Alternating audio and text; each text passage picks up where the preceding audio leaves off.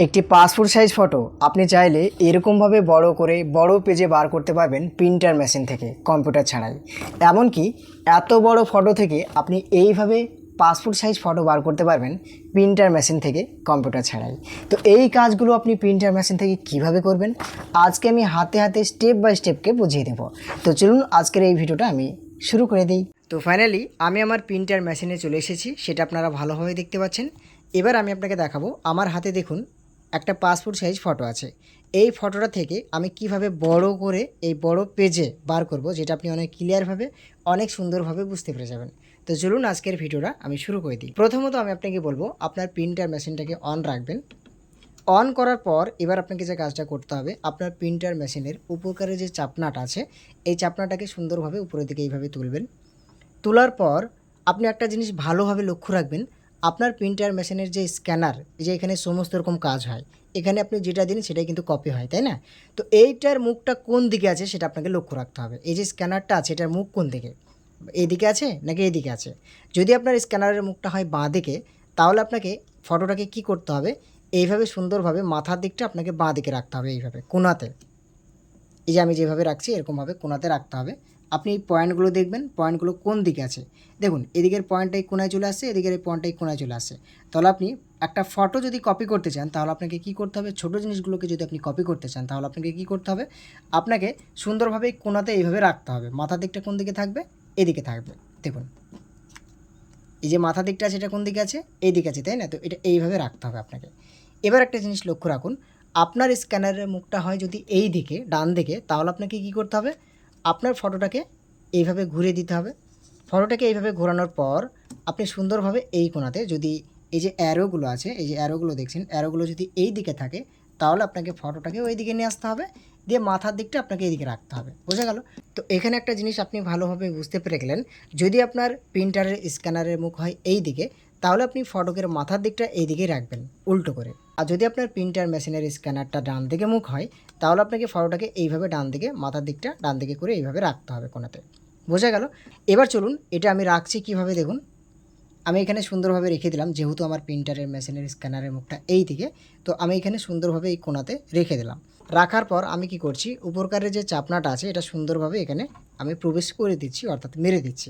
এবার আপনাকে চলে আসতে হবে আপনার প্রিন্টার মেশিনের ড্যাশবোর্ডে। ড্যাশবোর্ডে আসার পর আপনাকে যে কাজটা করতে হবে, যেহেতু আমি আজকের এই ভিডিওটাই আপনাকে দেখাবো যে কিভাবে আপনি ফটো জুম করে বড় করে বার করবেন, যার জন্য আপনাকে যে কাজটা করতে হবে, এই যে লাইটটা জ্বলছে দেখুন উপরে জ্বলছে, মানে এটা কপিতে সিলেক্ট করা আছে, কত কপি হবে সেটাই কিন্তু সিলেক্ট করা আছে। তো আপনি তো কপি করছেন, আপনি কি করছেন, জুম করবেন, তাই তো? সেটাকে বড় করে বার করবেন। তো যার কারণে আপনাকে কি করতে হবে, এই যে লাইটটা জ্বলছে এই লাইটটা একবারে নিচে নিয়ে আসতে হবে, এই যে প্লাস আছে না, এইখানে নিয়ে আসতে হবে। তো এখানে আপনি কীভাবে নিয়ে আসবেন, এই যে দেখুন পাশে এটি ব্ল্যাক কালার বাটন আছে, এই বাটনটি একবার প্রেস করবেন তাহলে এখানে চলে আসবে, আর একবার প্রেস করবেন তাহলে একবারে শেষে চলে আসবে। বোঝা গেল? এবার আপনি ফটোটাকে বড় করে বার করার জন্য আপনাকে যে কাজটা করতে হবে, আপনি উপরের দিকে লক্ষ্য রাখুন, এই যে এখানে একটি বাটন আছে, নিচের দিকে একটি বাটন আছে। তো আপনি উপরকার বাটনটি প্রেস করে ধরে, অথবা একবার একবার করে এইভাবে প্রেস করে করে আপনি 4-এ নিয়ে চলে আসবেন। দেখুন এটা শেষ কিন্তু একবারই 4। দেখুন আমি 4-এ নিয়ে চলে আসলাম উপরকার বাটনটি প্রেস করে করে, দেখুন 4.0 হয়ে গেল। এবার আপনাকে কি করতে হবে, আপনি ডান দিকে লক্ষ্য রাখুন, এখানে প্লে আইকন আছে, এই প্লে আইকনটায় যদি একবার ক্লিক করেন সঙ্গে সঙ্গে এটা কিন্তু বড় হয়ে বার হয়ে চলে আসবে। দেখুন আমি আপনাকে যেহেতু বড় করেই দেখাবো, যার কারণে আমি বড় করে রাখলাম, মানে 4.0 করে রাখলাম এই জুম আইকনে, এটাতে সিলেক্ট করে। এবার আমি ডান দিকে লক্ষ্য রাখুন, এই যে প্লে আইকন আছে, প্লে আইকনটায় একবার ক্লিক করে দিলাম। এখানে ক্লিক করার পরে কী হবে, মেশিনের কাজ শুরু হয়ে যাবে এবং সুন্দরভাবে সেটা কপি করে আমার সামনে মেশিন দিয়ে দেবে। তো দেখুন বন্ধুরা, ফাইনালি কিন্তু সেটা বড় হয়ে চলে এসেছে। এবার আপনি ভালোভাবে লক্ষ্য রাখুন, এই যে দেখুন কতই না বড় হয়ে, ফটোটা কি আমি এত বড় দিয়েছিলাম না, এই যে দেখুন ছোটো থেকে কতটা বড় হয়ে গেল, তাই না? তো আপনারা এইভাবে বড় করতে পারছেন। এবার আপনারা এখানে একটা প্রশ্ন করবেন, ঠিক আছে তাহলে বড় ফটোটা থেকে কিভাবে আমি এই ছোটো ফটোটার মতো করব? তো চলুন আমি আপনাকে দেখিয়ে দিই। তো তার জন্য আপনাকে যে কাজটা করতে হবে, সর্বপ্রথম বড় ফটোর যে কপি সেটাকে আপনাকে নিতে হবে। নেওয়ার পর আপনাকে সুন্দরভাবে এইভাবে ঢাকনাটা উপরের দিকে তুলে সুন্দরভাবে পেজটাকে এরকমভাবে মাথা বরাবর সেম সেম রাখবেন। রাখার পর আপনাকে যে কাজটা করতে হবে, এরকমভাবে আপনি ঢাকনাটা চাপিয়ে দেবেন। চাপানোর পর আপনি চলে আসবেন ড্যাশবোর্ডে। ড্যাশবোর্ডে আসার পর আমি আপনাকে বলি, যেহেতু বড় আমি ছোট করব, যার কারণে আমি কি করছি, এটাকে আমি একটু রিসেট করে দিচ্ছি সেটিংসটা। ঠিক আছে, রিসেট বলতে বাই ডিফল্ট যেভাবে থাকে সেরকম করে রাখছি।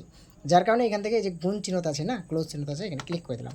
মানে যেরকম ছিল আগে সেই সেটিংসটা বাদ দিয়ে বাই ডিফল্ট নর্মালভাবে যেরকম ড্যাশবোর্ড থাকে সেরকম হয়ে গেল। এবার চলুন কীভাবে সেটাকে আমি ছোটো করবো আমি আপনাকে দেখাই। প্রথমত আপনাকে কী করতে হবে, জুমে নিয়ে আসতে হবে।